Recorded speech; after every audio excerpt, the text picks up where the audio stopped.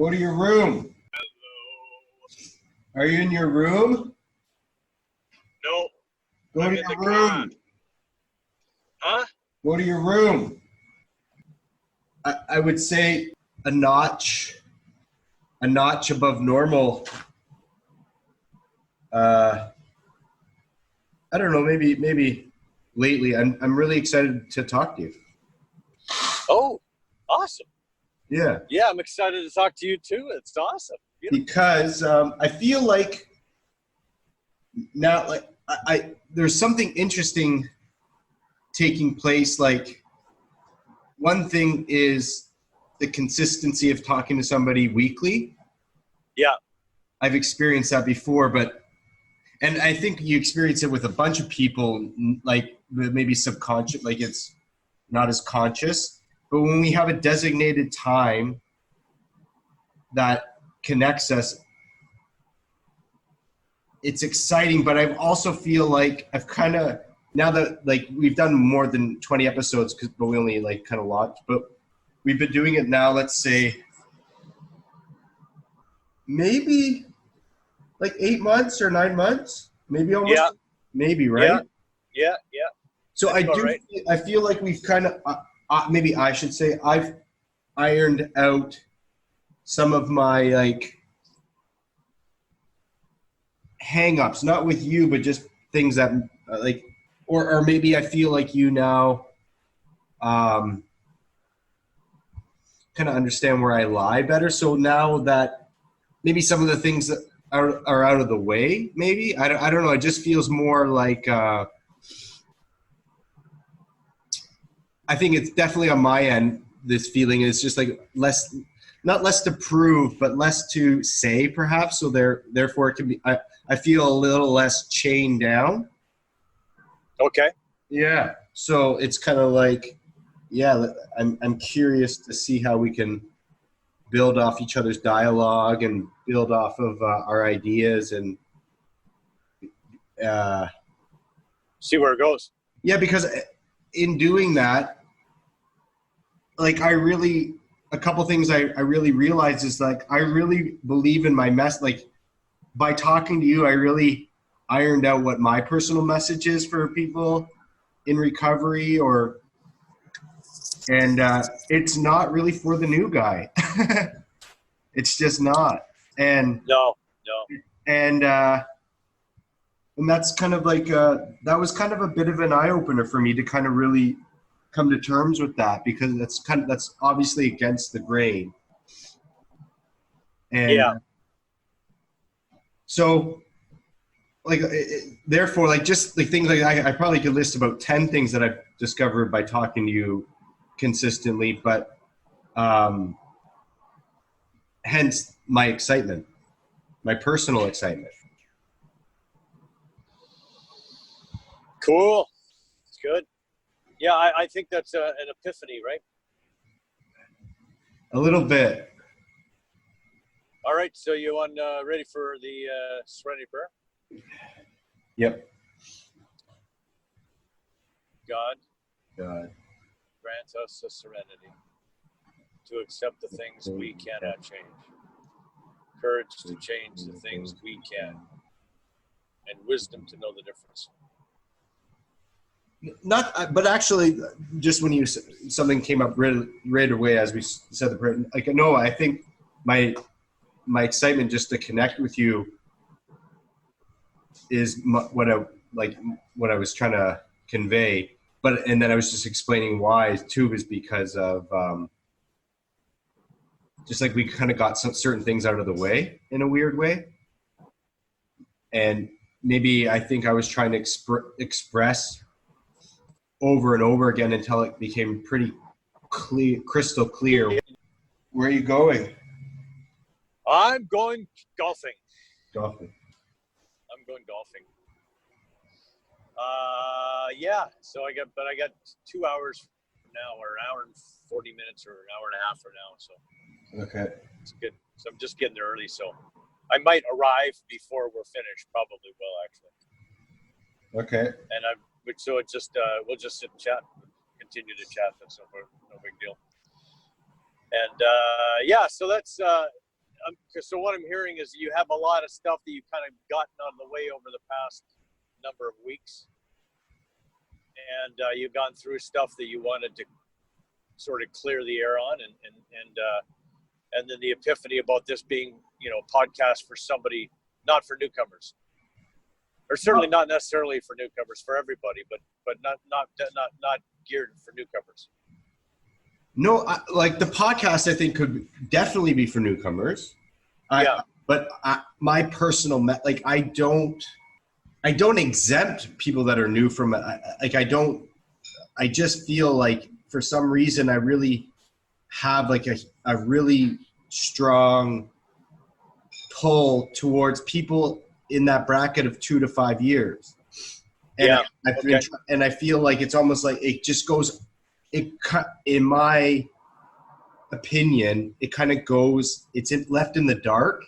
And I think those are not more critical, but equally as important to your first week or your first year, is even your first introduction to the steps is kind of like the remains, everything that's left, like after you've kind of been doing the routine and changed everything, and now you're 2 years in, and it's just like I can relate to like just throwing out my hand, like kind of just like now you're left with really like all your defects of character, really like you thought you got rid of them, but you didn't really know who you really were in the first place. So how can you get rid of them? Mm-hmm. Like you say, oh yeah, like I'm a thief and but you actually don't even know who you really are, especially sober, until you've lived it for years. And then it's like a whole new dialogue, a whole new set of, in my experience, principles and way of living. Even like another really major change needs to occur, in my opinion.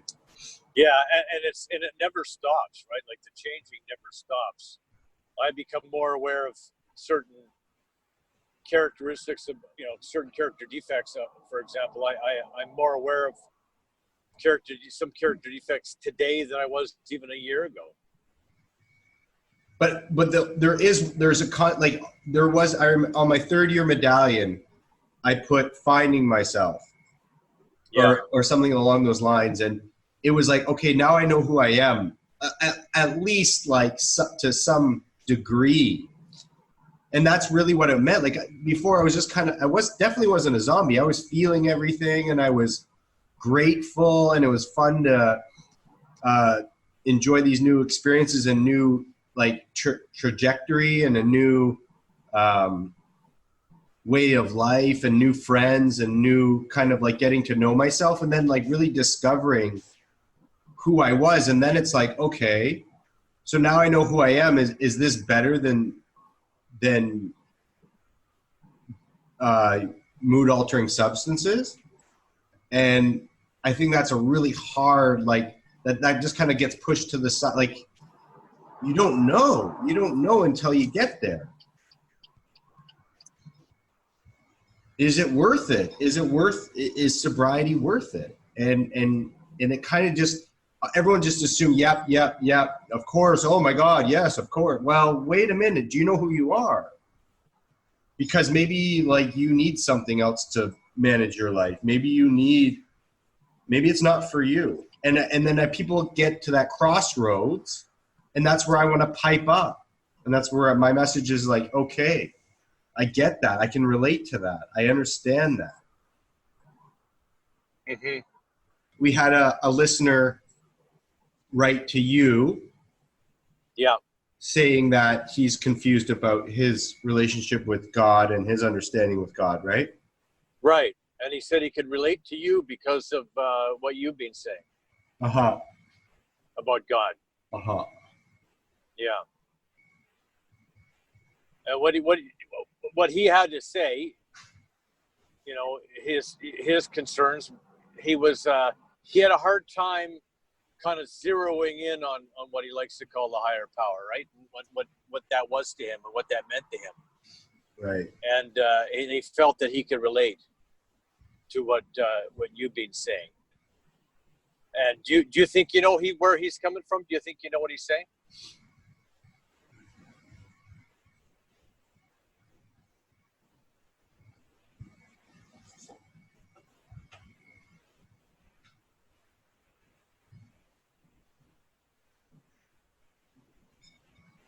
I'm here. I'm just thinking.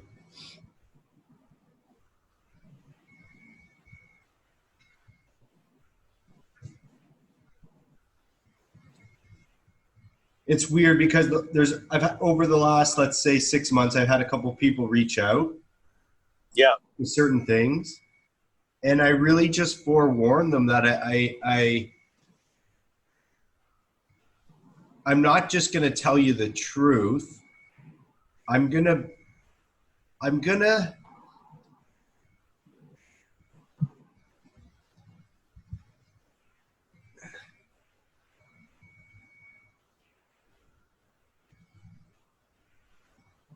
like, I just imagine a guy who's struggling with God. Like, it gets a little bit,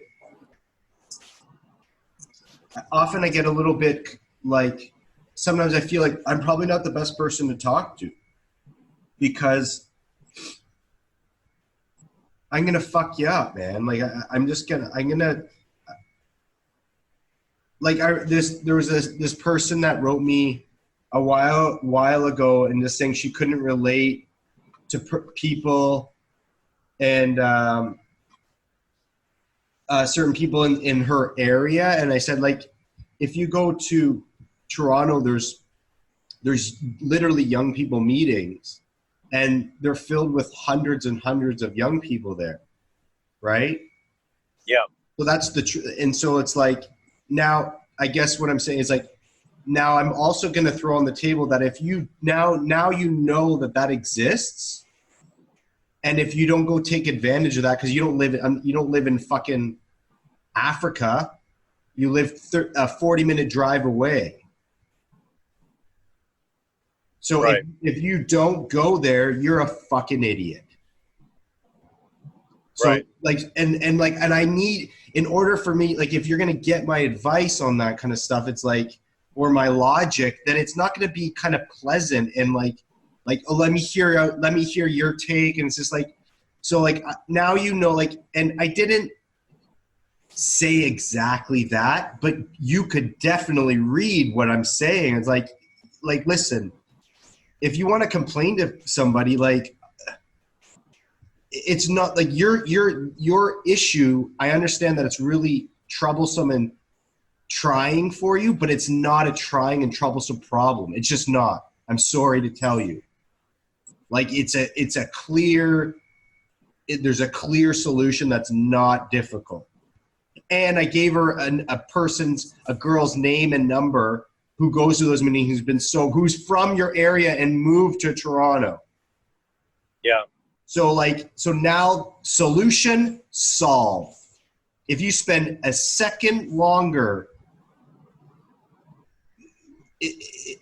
like, kind of trying to figure, like, just because you've had some sort of altercation back in your area is now eliminated. You have no more room for that. And so I just feel like some people, I don't know, I can come across as like pompous and ego and like I know it all, but it's just so goddamn easy to look at other people's shit and fix it. So yeah, or else like inconsiderate or uncaring is another way somebody might look at it as. Well, no, so that I would argue, because you're taking up my time. Right. I'm giving you my time. That's the only thing that's valuable. Yeah. All right. But what I'm saying is because you're not being particularly nice about it, but it doesn't matter because knowing where you come from, that's not your job to be nice. And, but I also, because sometimes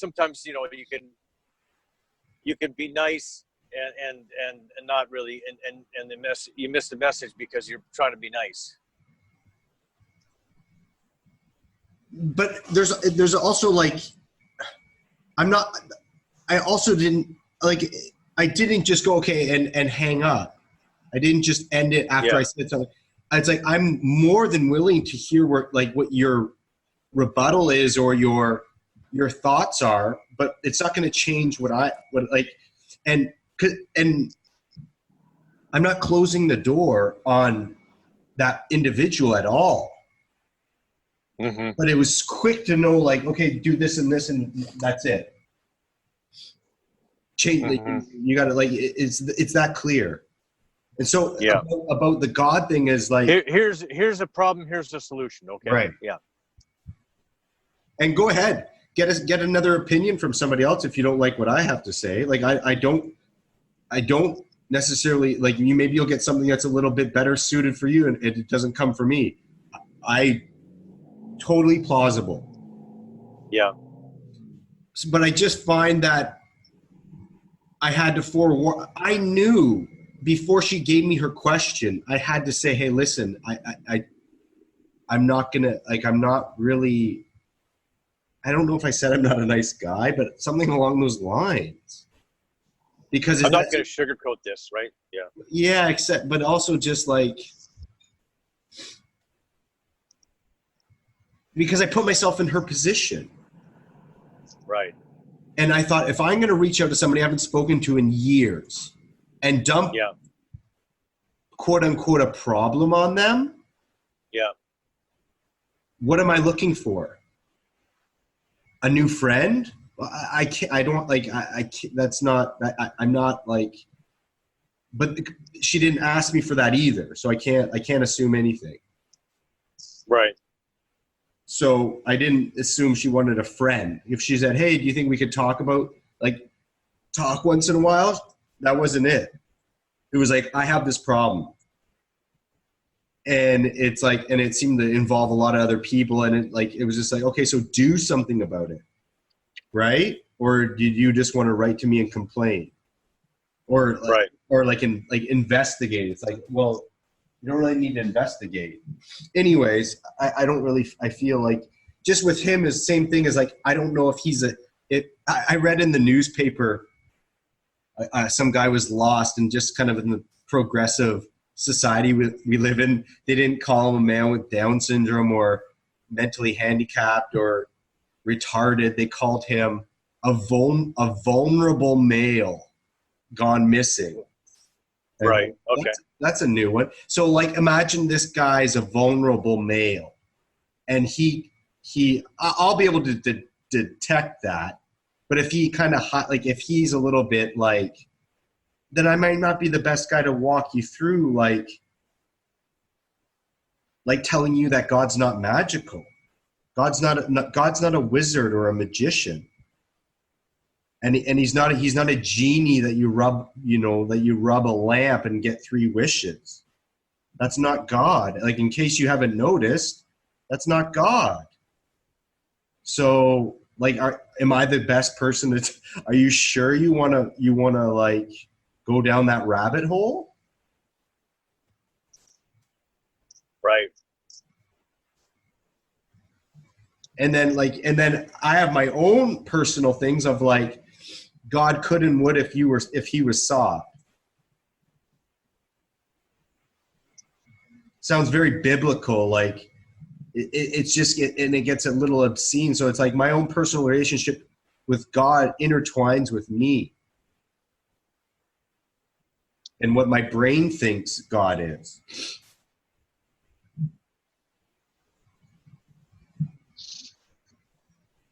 And we talked a lot about this lately.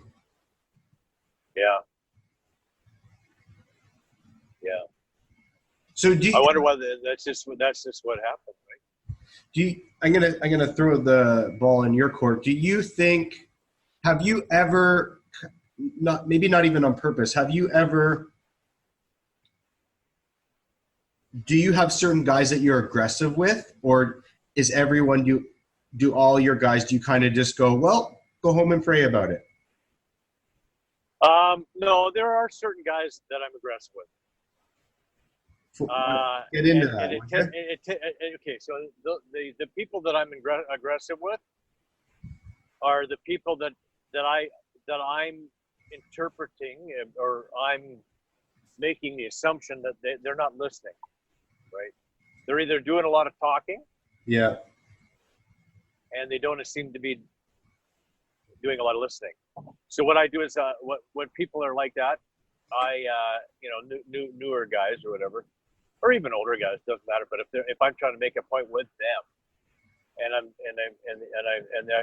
I believe that they're having a hard time listening, what I will say to them is that like you need to listen. You need to listen. You're not listening. This is important, and I'll be aggressive in that way, right? And I'll be authoritative with regard to my opinion, viewpoint. And so so that'll happen from time to time. But like I would say most of the guys I work with are pretty open to listening. Sometimes I'll have to stop and say, okay, time to listen now. But most of them are open to listening, and they're opening to hearing what I have to say, and sometimes what I have to say I believe is pretty important, and I think it's something they need to listen to. And for somebody who has a hard time listening, who talks a lot, I'll be forceful and I say, whoa, no, shut up and listen, right? You need to listen. And so that's when I'm forceful. Because I mean, like I go into the treatment center once a week, and there's guys in there who have some answers in their opinion, and they'll express that. And what I sometimes will say, depending on if I think they need to listen or not, is I'll say, well, if you got the answers, what are you doing in a treatment center? Or what if you got the answers? What are you doing? Come to AA, or a meeting or whatever, right? So, that's what that's when I'll find myself being forceful or because I don't like to listen to people who think they have the answer when they clearly don't. Like, what are you doing talking? This is something you need to hear. This is something you need to listen to.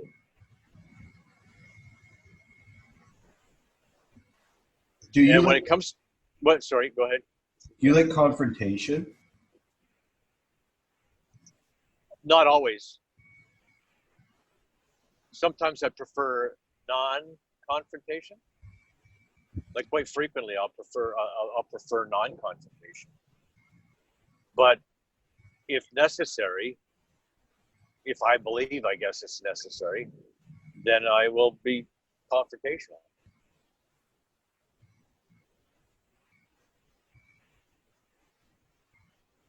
I think it would be nice if I could get the message across without being confrontational.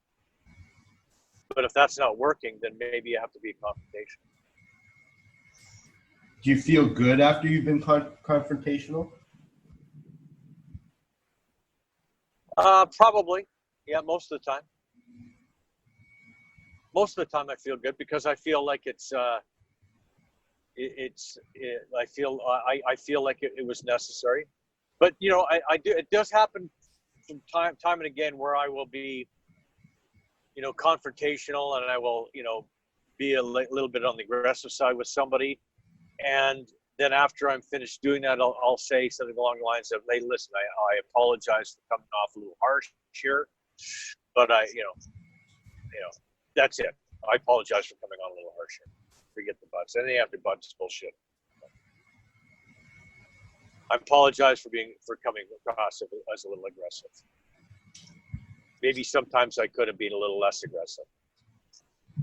So that I want to be able to take responsibility for that."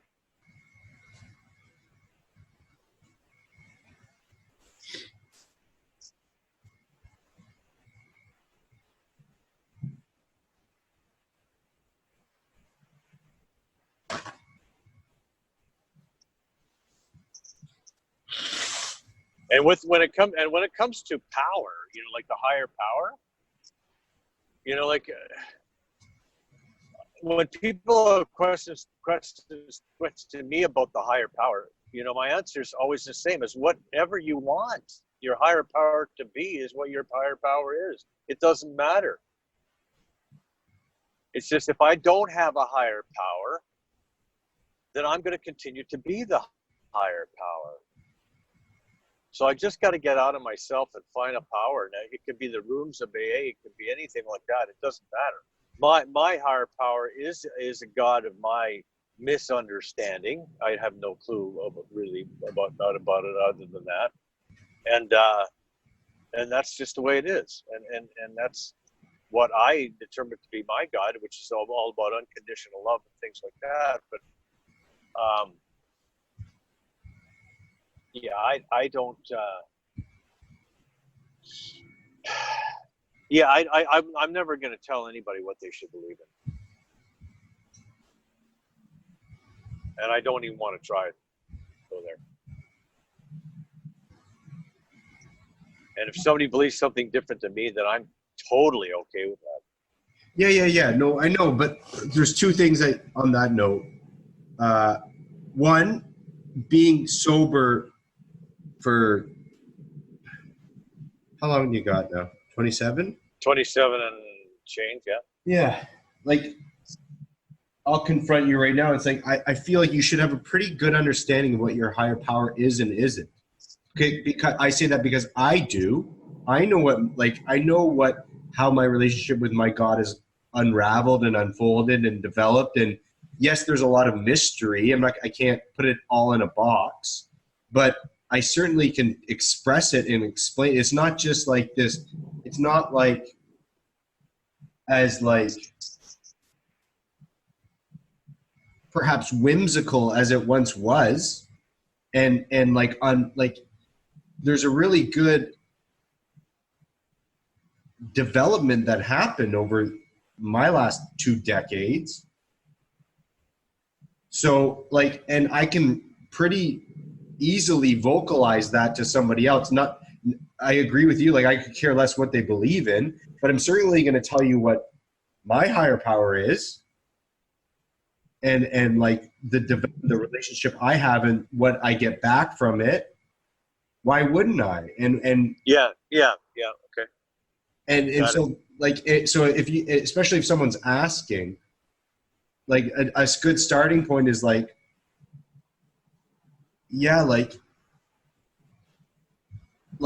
would even test your God, try testing your God out. Often, what I would do is I have to get up at an earlier time, let's hypothetically tomorrow, and I really want to get up on time with my alarm clock. I'll pray the night before and say, God, please help me to get up at 8:30 tomorrow. I really want to be on. Yeah. I really want to be on time. Yeah. Now, I do that too. Yeah, if you really want to break that down, you're just setting the intention with yourself. You happen to throw in an extra variable that you call God, but you're just really putting emphasis on discipline. And so it's really important to break all that down for me. Some people just go, it doesn't matter. It works or it doesn't, blah, blah, blah. But for me, I break it down because if I didn't get up, what do I blame God now? Yeah. And so that's just that's my discovery that there's no, unfortunately, there is no 100% with anything. So it usually works.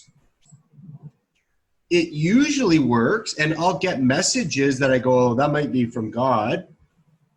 Wash your feet in the shower instead of avoiding your feet. I go you should wash your feet. And I go, good one, God. Yeah, it makes sense. I should wash my feet.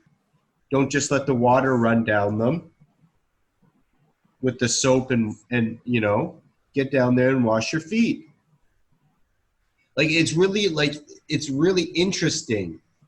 The whole concept and the whole premise is very interesting, and you can break it down. And there are some things that are just out of my I cannot put it together, and I'll let it go. I don't need to understand everything. But there's other times where I was like, that's pretty practical in what I'm doing. God, I really want to get up tomorrow at this certain time. So when I say that, who's listening? I'm listening. I'm listening to that prayer. So it's like it puts my body, my intentions, it sets up everything. It reinforces that I want to be disciplined. I want to be on time. I want to have a good day tomorrow. And I'm going to attempt to use an outside variable to make sure, like kind of like I hope plus this variable plus my discipline, we can all make this happen and I'll get up on time. And I just feel like the odds are better that I'll get up on time if I involve God than if I don't. Yeah, me too. I do exactly the same. Matter of fact, I haven't set an alarm clock in ages. I set that intention the same way before I go to bed. I said, God, help me get up at like 7:30. And then, I get up at 7:30. It just works for me. I mean, sometimes I'll get up at 5:30. Right. Have a pee or whatever, but then I'll get up at 7:30. But I'll get up at 7:30. It just works. Right. And I don't even doubt it anymore. It just works. And it's setting the intention, which I think, and I agree with you on that part of it. It's setting the intention, and it's kind of like drilling it into your mind and your body that you're giving yourself this biological alarm clock. And whether I say that, yes, thank you, God, it's all God's doing, or whether I say it's my doing by setting the intention, whichever way you want to look at it is kind of up to you, right? It's your choice. And so if I personally, I look at it like the power is helping here. Right. Because I'm getting the power that I wouldn't necessarily have on my own, because I used to sleep in a lot. I just left it up to me. I just feel like I've had enough experiences on the opposite side where it's like I went a little further down the, like, God, I really want to get this A, B, and C, or please help me to do this, even if it's like not even monetary or like, but and then when it didn't happen, I had to really look at that. And then I didn't feel comfortable just going, I guess it wasn't God's will. I did not feel, I felt that's where things started to really, I had to really start looking into that kind of dialogue with myself. I did not feel comfortable saying, I guess it's just not God's will. That's like, that to me, that kind of broke open a whole bunch of different thoughts that I really needed to investigate, because I just wasn't comfortable saying, oh, not God's will. It's like, okay, like you get to pick and choose, do you? You get to pick and choose when God's working in your life and he isn't, or it isn't, or she isn't, and it's not cool. It's irrational, and in fact it kind of made me feel like I was going insane, and I didn't like it. So I had to like come to terms with who's listening when I'm praying. I am, and that was the huge breakthrough.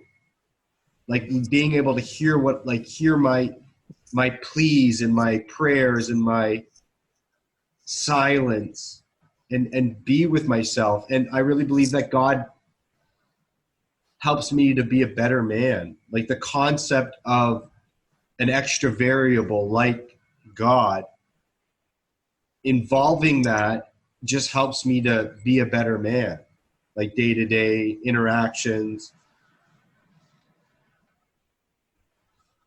Yeah, so your experience has brought you to that realization. Yes. That it helps you. But then it was just like, when God doesn't come through, the onus is still on me. It's my, like, whether if it's like, it would come to down like, well, I guess I'm just human and I make errors and things happen, and I'm not, but sometimes my intentions don't align with my actions.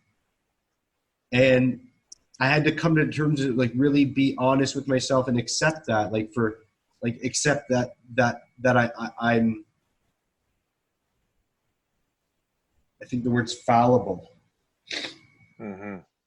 And that's nothing to do with like, it's hard, but that's my deal, man. That's my deal.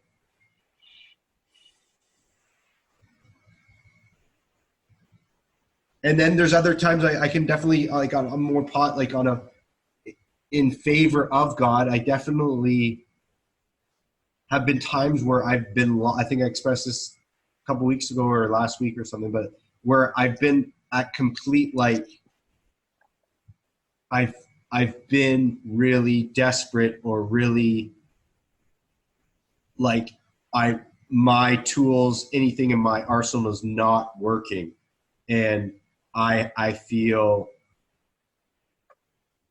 at like a tipping point or at a cliff, and I will reach out like a child to and a stereotypical creator and just ask for help and ask for like sanity.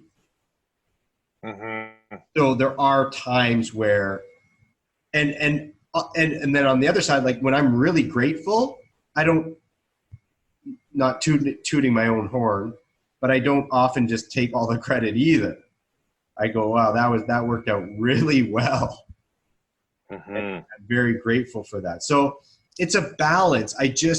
My really main hang up is about, I think that just one, I guess it wasn't God's will. I just feel like that I personally needed to investigate that. And I don't, and I think like, if you ask mom, her God is loving and caring and I don't want to put words in her mouth, but like I'm just from what she's shared with me about like just, compassionate, right? Even you mentioned that. But I kind of want a God that will really push me and has discipline.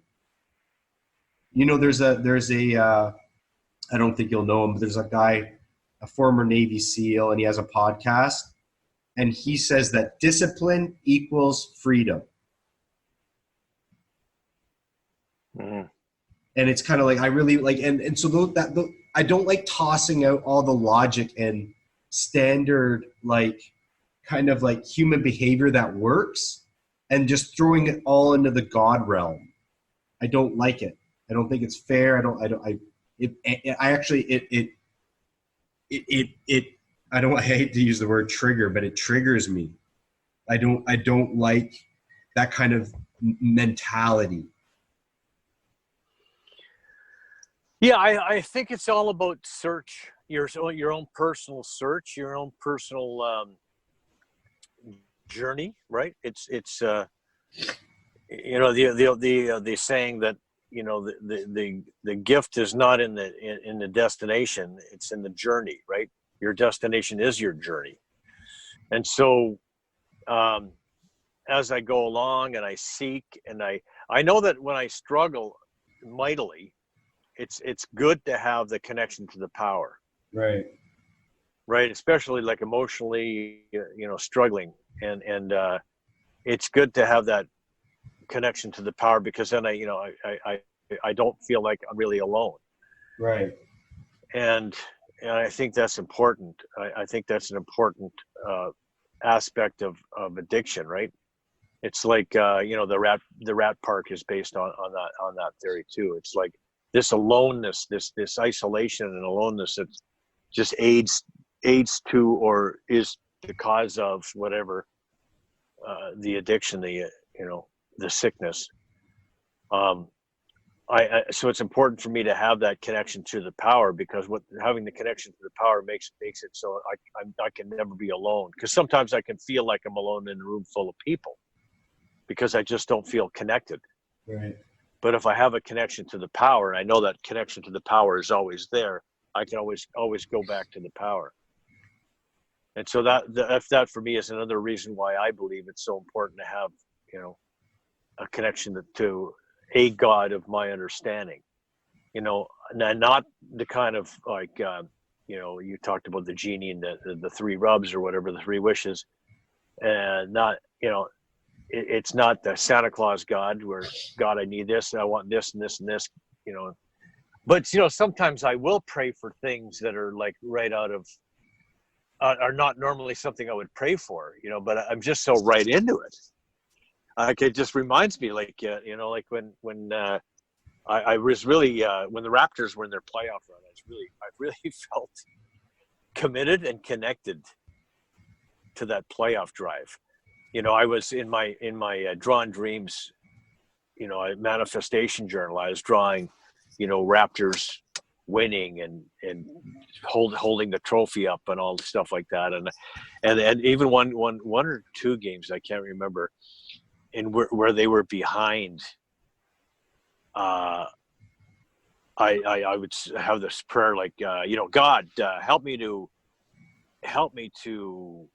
I know that this is, not really something I'm used to praying for, or something that really makes sense. But if it's your will, it'd be really nice if the Raptors could come back in this game, right?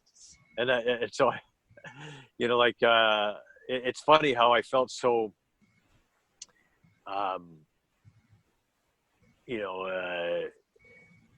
connected, committed to doing that, like to being like, I had felt such a, what's the word I'm looking for? Not connection, not commitment, but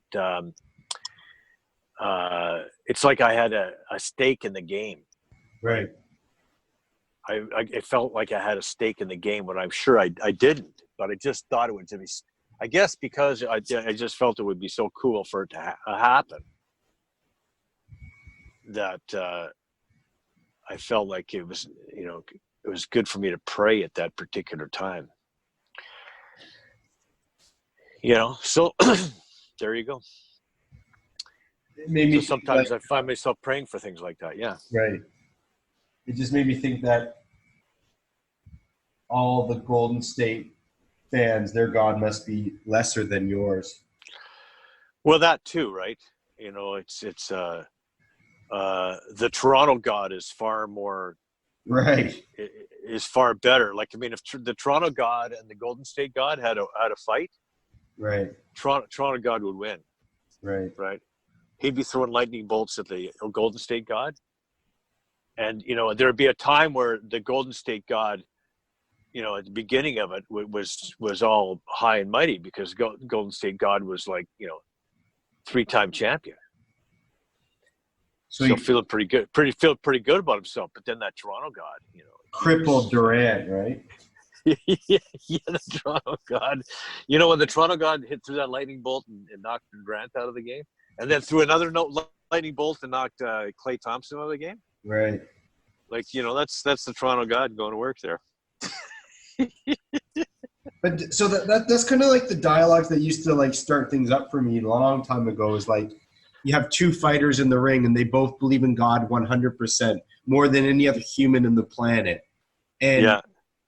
So who wins? Right. And so then it was just like, okay, so let's get a little rational, shall we? Or are we just going to leave it up to like it just became like, I think we'll never lose that. We'll never lose the concept of like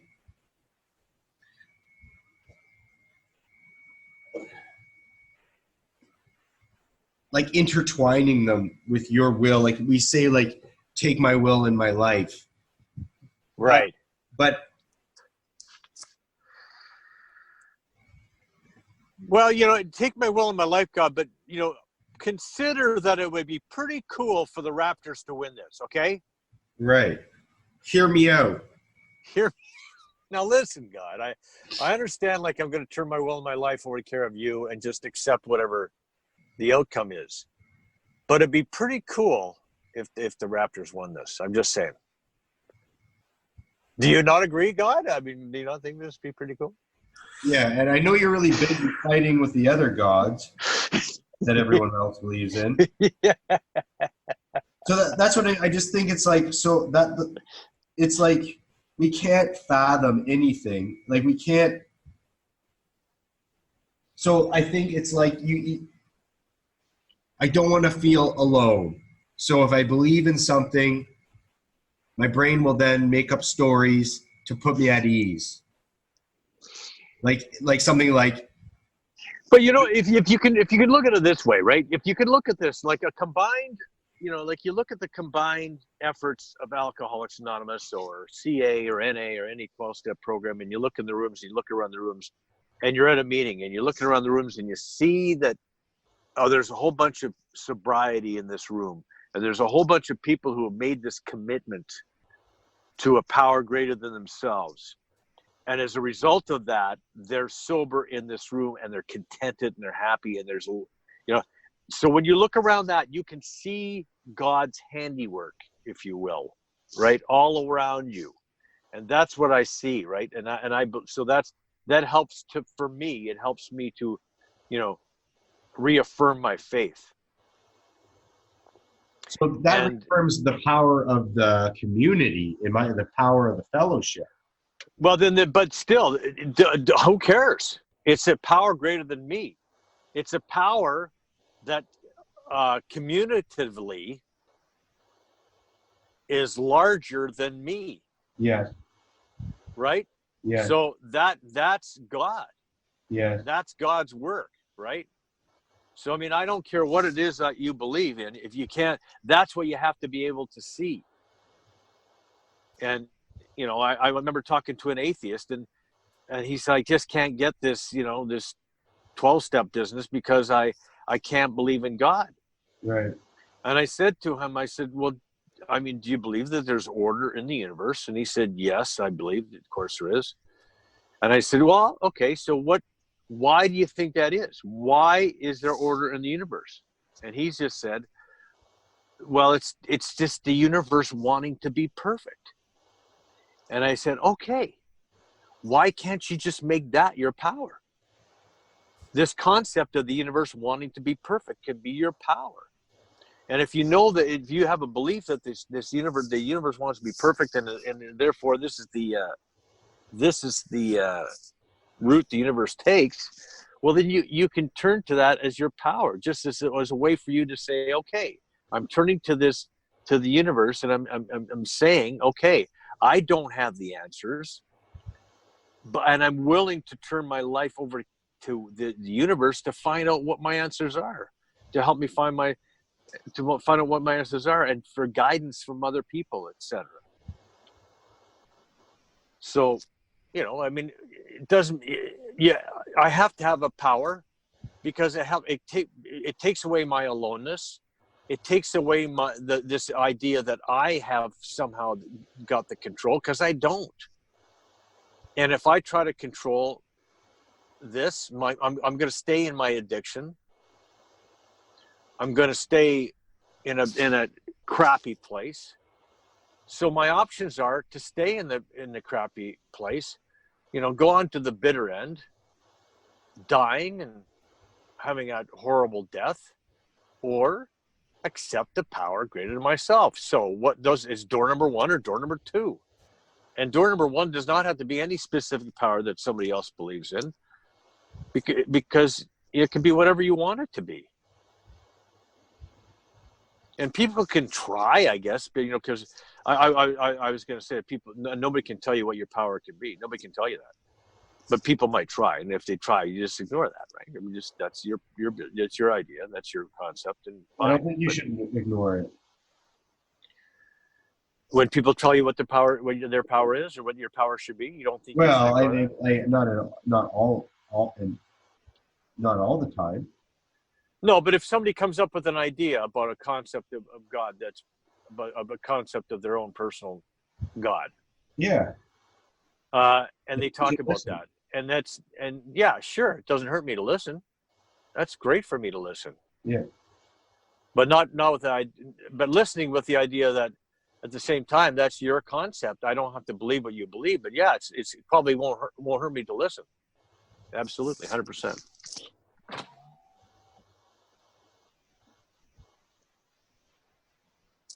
Yeah.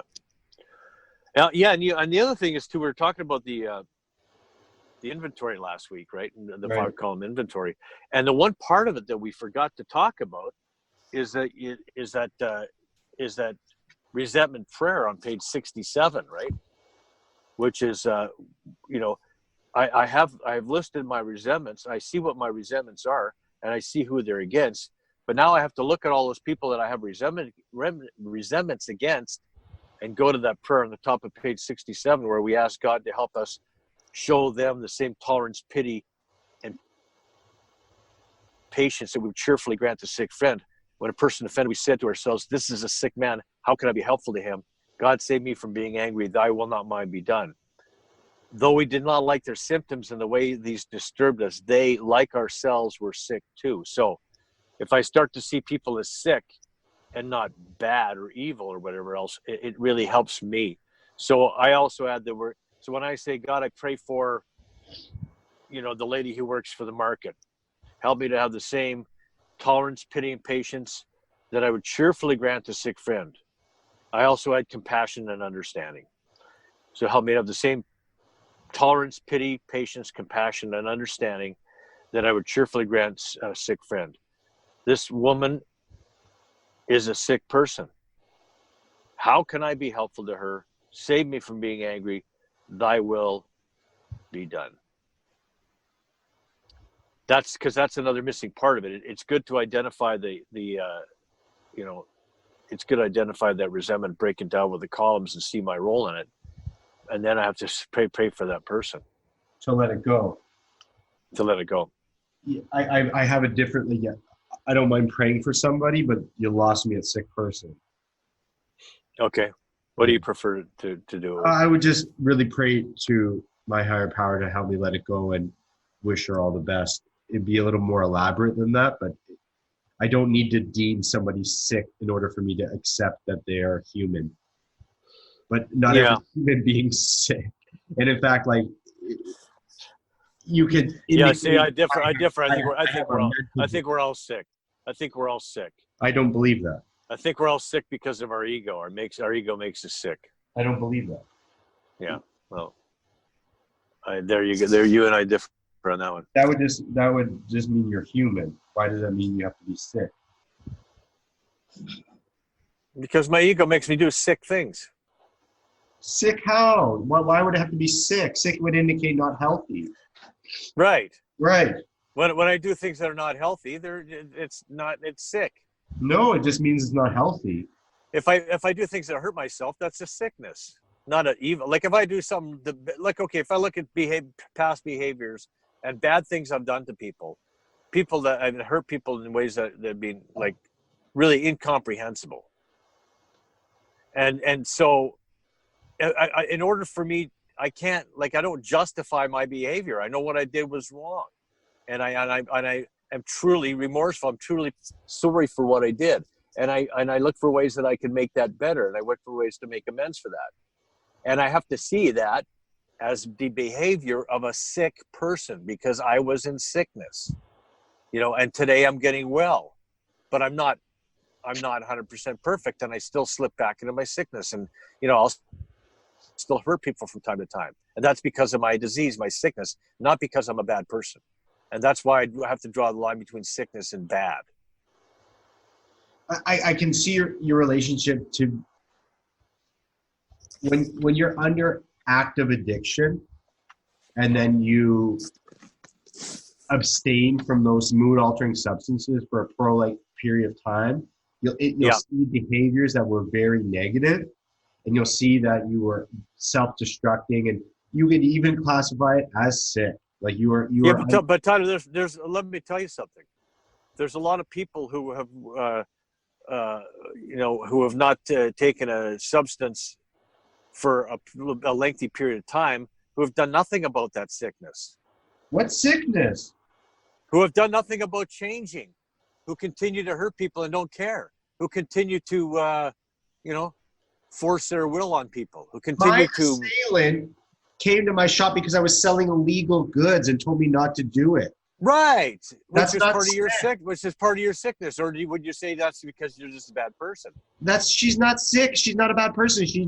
But what about you? I'm talking about you. Yeah, but selling that stuff. Does that make you a bad person, or like or you got like a little bit of your egos in there, and that's a little bit of your sickness? oh, that's a stretch. Well, what do you think? It's because you're bad, No, it's because I'm human. right? That And has as nothing to humans, do with sickness. we have a sickness. That's crazy. It's called our ego, and it lies to us and tells us we need things that we don't really need. It tells us we need this money that we don't really need. It tells us, I need to control this person to give me what I want, because otherwise I won't have what I want. That's what the disease does to us. It keeps us sick. And when we understand that we have this disease and we see it as a disease, we're able to overcome it for the most part. And then when we slip back into it, we can go back and say, God, I'm sick. Thank you for helping me to recognize my sickness. Help me to make this right. And I'll move on. And I'm clear. I got a clean conscience. I can put my head on the pillow and sleep tonight. I'm happy. Okay, I will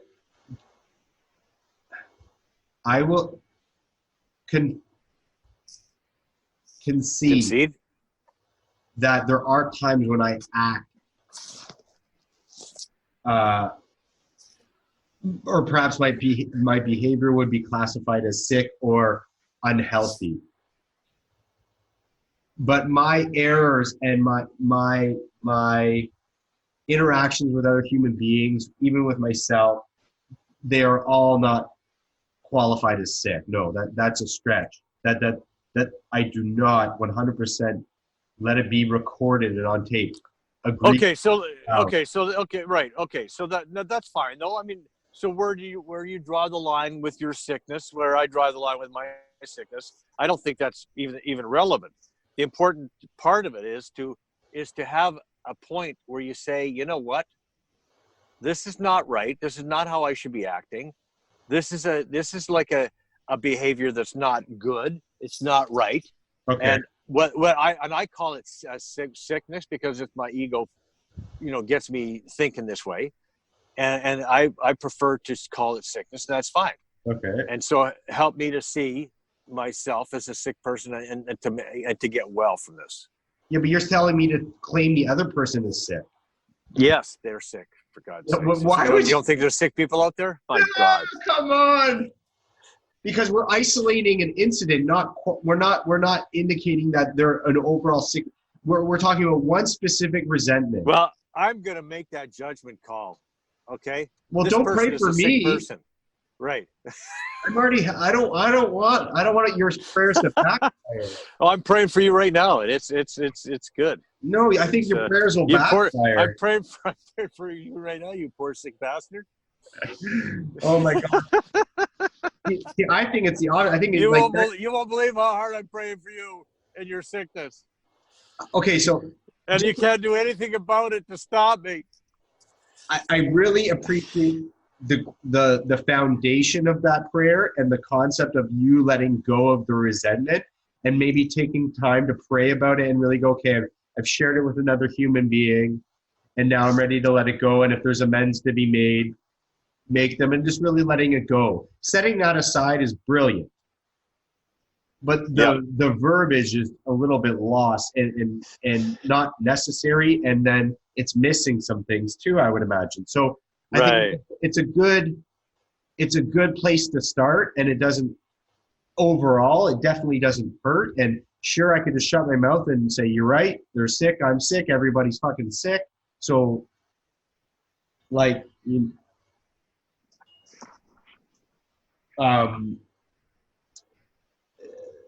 so my phone's going off, sorry. But I just feel like perhaps I'm getting too caught up in the word. It doesn't, I don't need to, I just don't think. The semantics of it, right? I mean, well, no, but I don't think it's like, even what the whole situation, there wasn't a lot of sick, like I would not, the majority of it, maybe there's some in there that like playing certain things over again or getting too worked up. Again, I don't qualify that as sick at all. Like you might be able to break me down enough where I go, yeah, that sounds a little sick. But like, it just seems like such a quick like label, and I would never dare to do that to somebody else. That sounds very egotistical. Oh, they're just sick. God help them. God spare them the wraths of hell.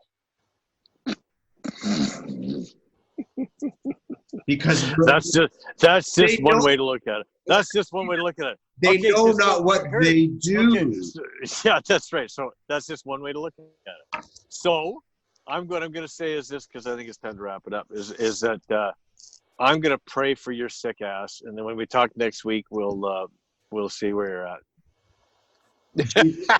Jesus, forgive my father, for he not knoweth what he doeth. Oh God, this poor sick bugger. He's helping to see the truth. So do you? Okay. Wait. Last thing.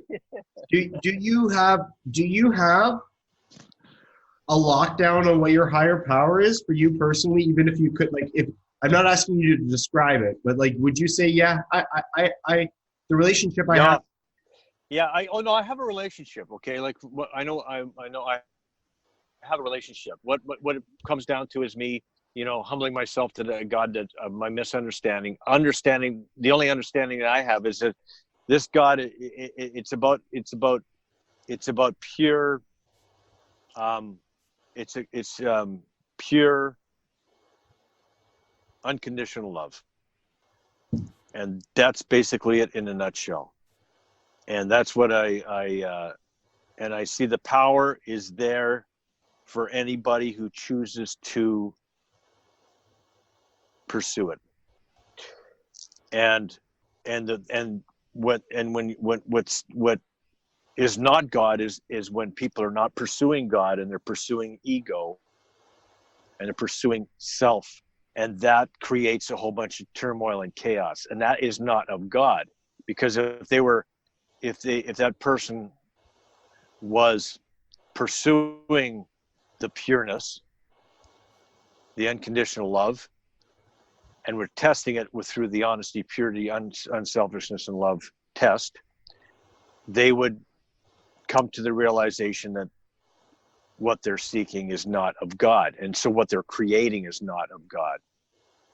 So that's basically what it boils down to for me. So you've experienced how God's power works in your life? Yeah, man, I'm sober 27 years. And when I seek the pureness, I feel the pureness. When I seek the truth, I feel the truth. When I seek the ego and self-centeredness, I feel empty. And when I seek the addiction, I feel empty. So that's why I know it. So it's just the knowledge that I have as a result of practicing this stuff for many years. Because my God's not a popcorn Santa Claus God, where I pray for this and that's what happens. And if I obviously I didn't do, like my son died, so I didn't do something right. That's not how it works. Life happens. If I look for the purity, I find the purity. If I look for the ego, I find the ego. And the power is there for those who want it. And those who choose not to seek it, or are unable to seek it, that's just the way it goes. Okay, I love you. I gotta pee. Okay, let's do the sinner prayer. Okay. God, God, grant us the serenity to accept the things we cannot change, courage to change the things we can, wisdom to know the difference. Love you, son. love you too. Okay, have a good one. Bye.